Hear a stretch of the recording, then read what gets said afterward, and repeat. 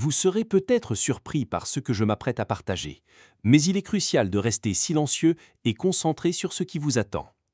Vous regardez une autre vidéo exclusivement pour les élus. Si vous n'êtes pas l'un des élus, il est probable que vous ne regarderez pas cette vidéo jusqu'à la fin. N'hésitez pas à l'arrêter, car le contenu pourrait ne pas résonner ou vibrer avec votre âme ou votre esprit. Cependant, si vous êtes un véritable élu, vous comprendrez parfaitement tout ce que je vais expliquer. Bien-aimés, il y a une vérité profonde à laquelle nous devons faire face en tant qu'élus. L'appel de Dieu a un coût. Ce n'est pas un coût mesuré en termes matériels, mais en bataille spirituelle, en moments de solitude et en sacrifices qui peuvent nous pousser au-delà de nos zones de confort. Mais pour chaque coup, il y a une récompense inimaginable qui attend ceux qui persévèrent. Être choisi n'est pas seulement un titre, c'est un rendez-vous divin. C'est une marque sur votre âme qui vous distingue pour un but unique. Et ce but a un prix.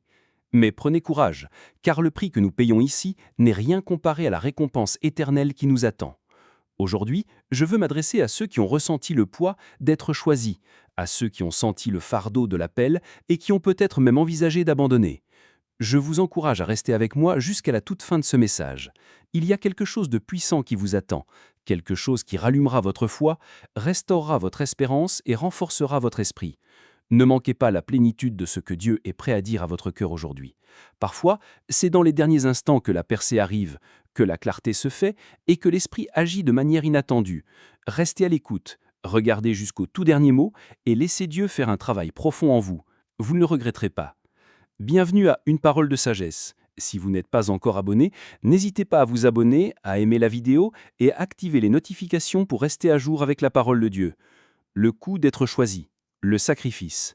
Soyons honnêtes, être choisi par Dieu signifie souvent être mis à part, et parfois cela ressemble à de l'isolement. Cela signifie marcher sur un chemin que beaucoup autour de vous ne comprendront pas. Pensez à Abraham, qui a été appelé à quitter sa patrie, pour se rendre dans un lieu que Dieu lui montrerait. Genèse 12, 1.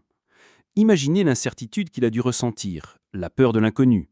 Pourtant, il a obéi, sacrifiant le confort du familier pour un voyage inconnu avec Dieu. L'obéissance d'Abraham ne lui a pas seulement coûté son confort, elle lui a coûté sa sécurité. Il a été appelé à laisser derrière lui tout ce qui était familier, sa famille, sa culture, son mode de vie, pour suivre Dieu vers un avenir incertain. Certains d'entre vous ont fait des sacrifices que d'autres ne peuvent pas comprendre. Vous avez renoncé à des relations, des carrières ou des modes de vie qui vous apportaient autrefois du confort parce que vous saviez que Dieu vous appelait plus haut. Mais avec chaque sacrifice vient le sentiment de perte. Il peut être difficile d'expliquer aux autres pourquoi vous avez pris les décisions que vous avez prises. Et parfois, vous pouvez même avoir l'impression d'errer seul dans un désert, comme Abraham.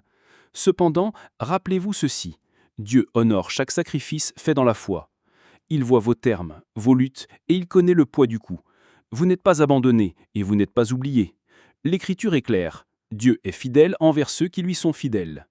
Hébreux 6, 10 nous dit « Car Dieu n'est injuste pour oublier votre travail et l'amour que vous avez montré pour son nom. Les sacrifices que vous avez faits ne sont pas vains. Dieu les utilise pour vous chaffonner, pour vous préparer au prochain niveau de votre dessein divin. Vous voyez, le sacrifice ne concerne pas seulement la perte, il s'agit de gagner quelque chose de plus grand. Quand Abraham a tout quitté, il a gagné la promesse de Dieu.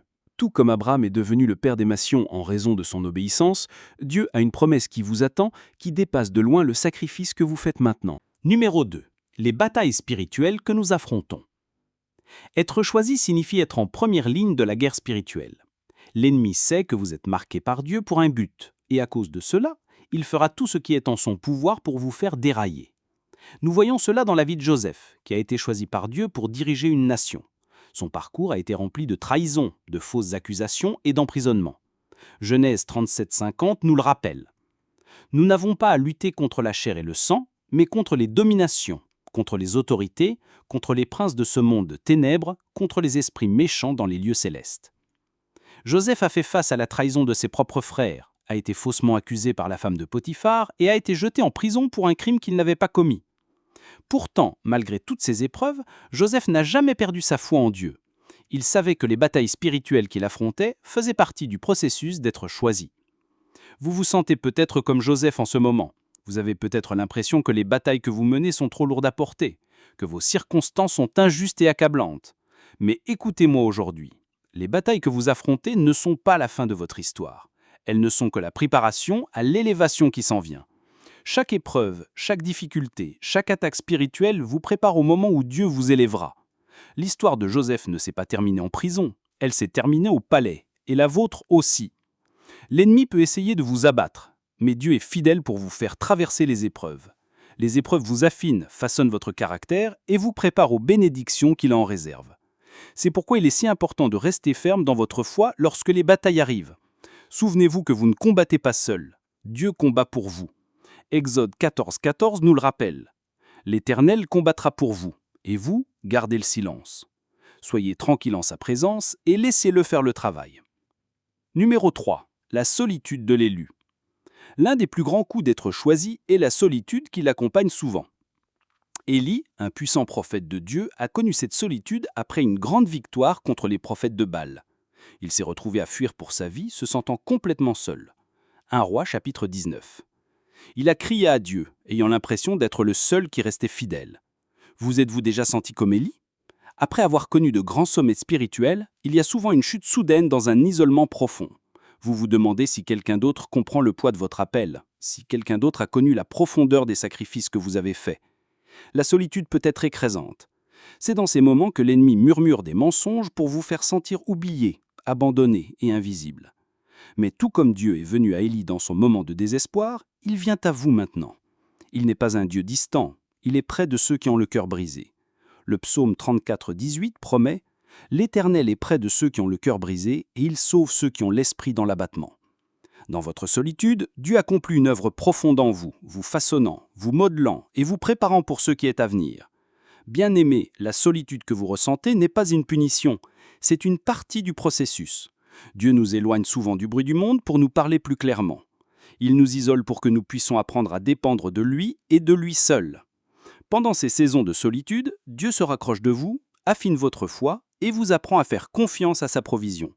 Vous n'êtes jamais vraiment seul, Dieu est avec vous et ses anges sont autour de vous en ce moment même. Tout comme Dieu a envoyé un ange pour servir Élie, il vous enverra son réconfort divin. Ne laissez pas l'ennemi vous convaincre que vous êtes oublié. Dieu vous voit, il entend vos cris et il travaille en coulissant votre nom. Numéro 4. Le feu purificateur. La croissance par la souffrance. Un autre coup profond d'être choisi est que cela implique souvent la souffrance. La souffrance n'est pas quelque chose dont nous aimons parler, mais c'est une partie indéniable de la marche chrétienne. Quand Dieu vous choisit, il vous permet de passer par le feu purificateur, non pas pour vous nuire, mais pour vous purifier et vous préparer. Le processus de purification élimine les impuretés de l'orgueil, de l'autosuffisance et du doute, laissant derrière lui une foi forte et inébranlable. Considérez l'histoire de Job, un homme choisi par Dieu pour endurer une souffrance incroyable. Job a tout perdu, sa richesse, sa famille, sa santé. Pourtant, il est resté fidèle à Dieu. À la fin, Dieu a tout restauré pour Job et lui a donné encore plus qu'il n'avait auparavant. Job 42:10. Le feu purificateur que Job a enduré n'était pas une punition, mais une préparation aux plus grandes bénédictions que Dieu avait en réserve pour lui. Lorsque vous êtes choisi, vous pouvez vous retrouver à traverser des saisons de souffrance. Ces saisons sont douloureuses, mais elles ont aussi un pur but. Romains 5:3-4 nous le rappelle.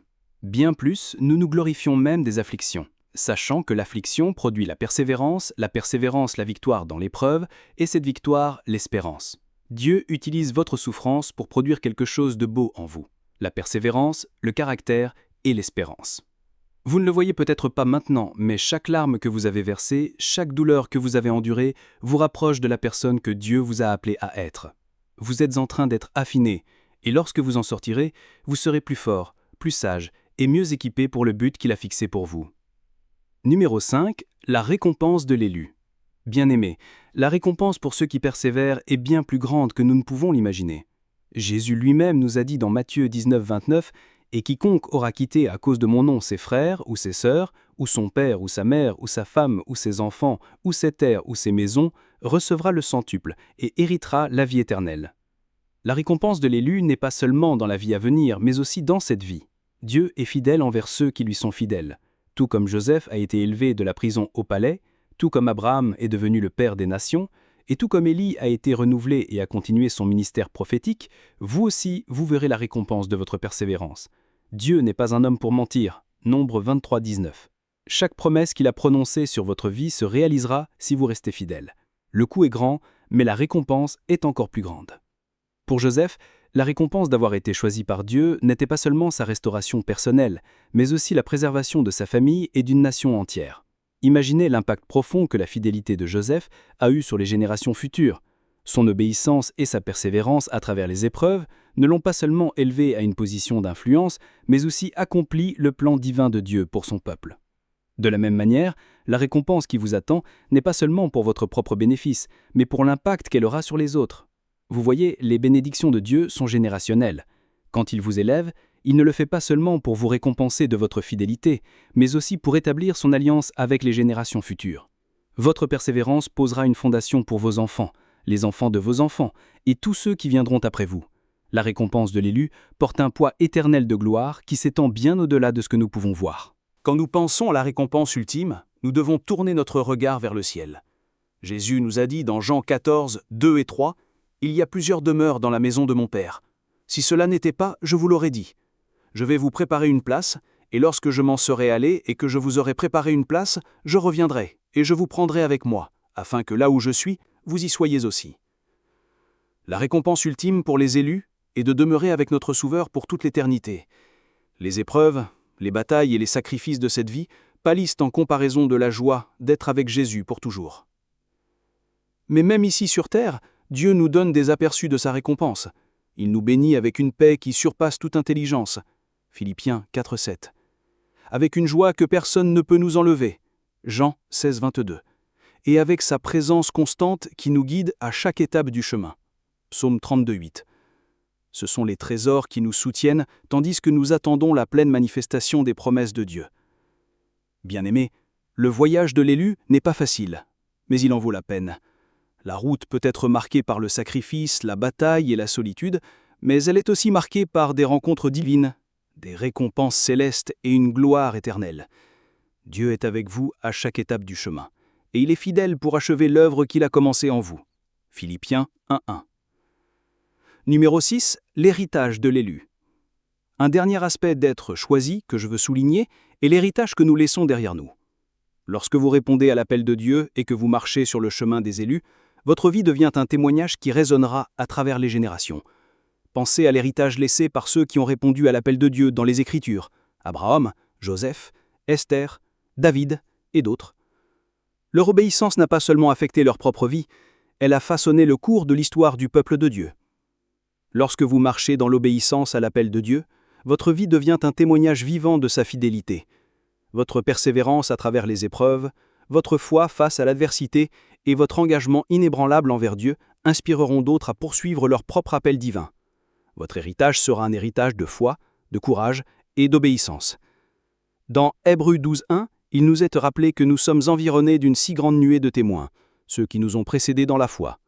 Ils nous encouragent pendant que nous courons notre course, nous incitant à persévérer vers le but. Tout comme ils ont laissé un héritage de foi, vous en laisserez un aussi. L'héritage de l'élu ne se mesure pas au succès ou aux accolades du monde, mais à l'impact que votre vie a sur le royaume de Dieu. Chaque prière que vous prononcez, chaque acte de quintet que vous faites, construit un héritage qui vous survivra. Votre vie laissera une empreinte dans le cœur de ceux qui viendront après vous, les dirigeant vers le Dieu qui est fidèle à ses promesses. Alors, bien-aimés, acceptez le coup d'être choisi, sachant que cela construit un héritage de foi qui inspirera les générations à venir. Votre vie est une histoire de grâce, de puissance et d'amour de Dieu. Une histoire qui continuera à être racontée longtemps avant votre départ. Conclusion, acceptez le coup, récoltez la récompense. Je m'adresse à toi, l'élu. Oui, le coût est élevé. Les sacrifices sont réels. Les batailles sont féroces. Mais la récompense? Oh, la récompense dépasse tout ce que vous pourriez imaginer. Dieu voit chaque larme, chaque sacrifice, chaque pas de foi que vous avez fait, et il est fidèle pour récompenser ceux qui le cherchent avec diligence. Le voyage de l'élu n'est pas facile, mais il en vaut la peine. Aujourd'hui, je vous mets au défi d'accepter le coup, sachant que la récompense est déjà assurée pour vous au ciel. Continuez à vous battre, continuez à croire, continuez à avancer. Dieu ne vous a pas oublié, et votre récompense est plus proche que vous ne le pensez. Accrochez-vous aux paroles de Jésus. Vous aurez les tribulations dans le monde, mais prenez courage, j'ai vaincu le monde. Jean 16, 33. Il a déjà vaincu les batailles que vous affrontez, et sa victoire est votre victoire. Marchez dans cette vérité, sachant que la récompense de l'élu est à la fois pour cette vie et pour la vie à venir. Alors, bien-aimés, acceptez le coup.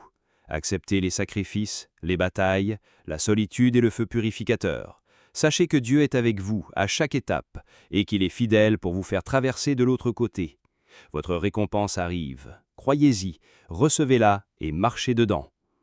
Dieu est avec vous à chaque étape du chemin et ses promesses ne failleront pas. Vous êtes choisis, bien-aimés.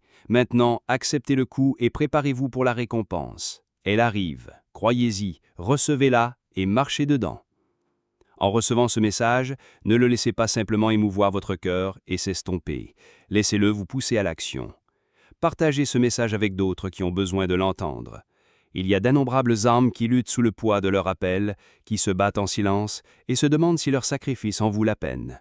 Soyez la voix qui leur rappelle que Dieu les voit, qu'il honore leur obéissance et que la récompense est en chemin. Si ce message a touché votre cœur, prenez un moment pour commenter « Amen », affirmant que vous êtes en accord avec les promesses de Dieu. Que ce soit votre déclaration de foi, un pas audacieux pour accepter le coup et faire confiance à Dieu pour la récompense. Chaque « Amen » n'est pas juste un commentaire, c'est une déclaration de croyance, une proclamation que vous êtes choisi par Dieu et prêt à marcher dans la plénitude de son appel. Et pour ceux qui se sentent poussés, abonnez-vous et continuez ce voyage avec nous. Dieu parle puissamment en cette saison et vous ne voulez pas manquer les paroles qu'il libère pour renforcer, encourager et élever ses élus.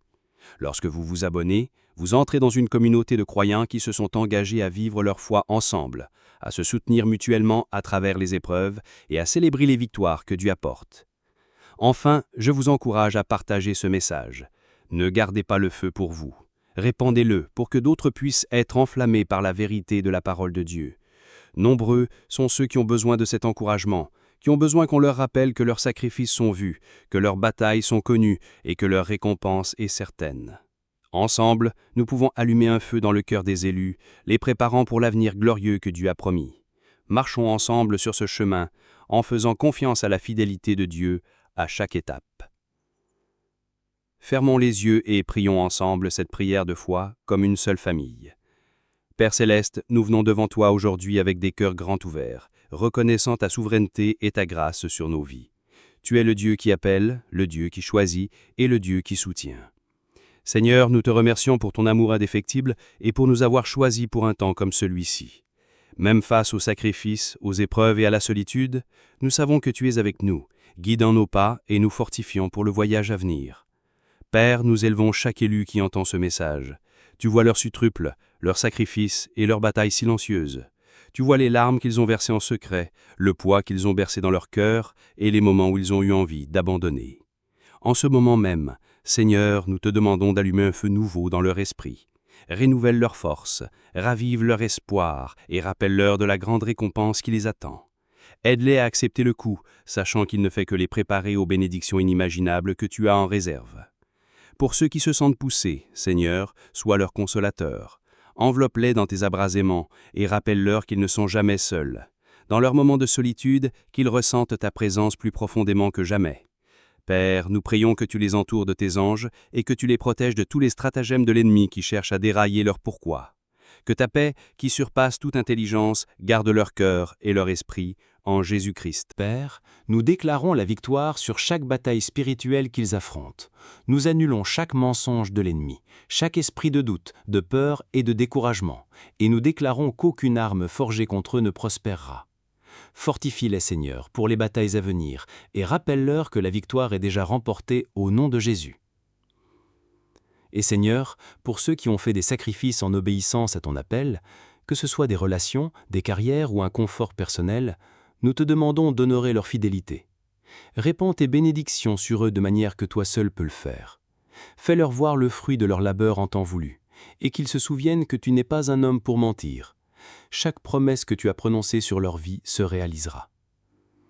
Nous élevons aussi ceux qui partageront ce message, ceux qui s'abonneront, aimeront et commenteront « Amen » comme une déclaration de foi.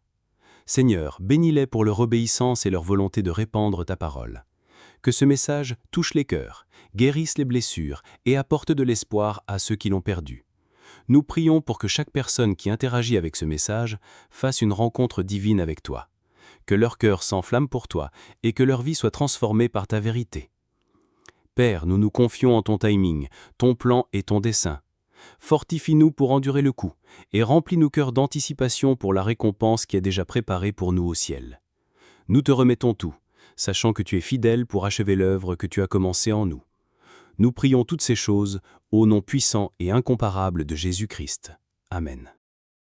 Si ce message a touché votre cœur et que vous souhaitez soutenir notre mission de diffusion de la parole de Dieu, il y a un lien épinglé dans les commentaires ci-dessous. Aucun don n'est trop petit. Votre générosité, même d'1 centime, peut apporter de l'espoir et de la joie dans la vie de quelqu'un. Merci de vous associer à Dieu dans cette œuvre importante.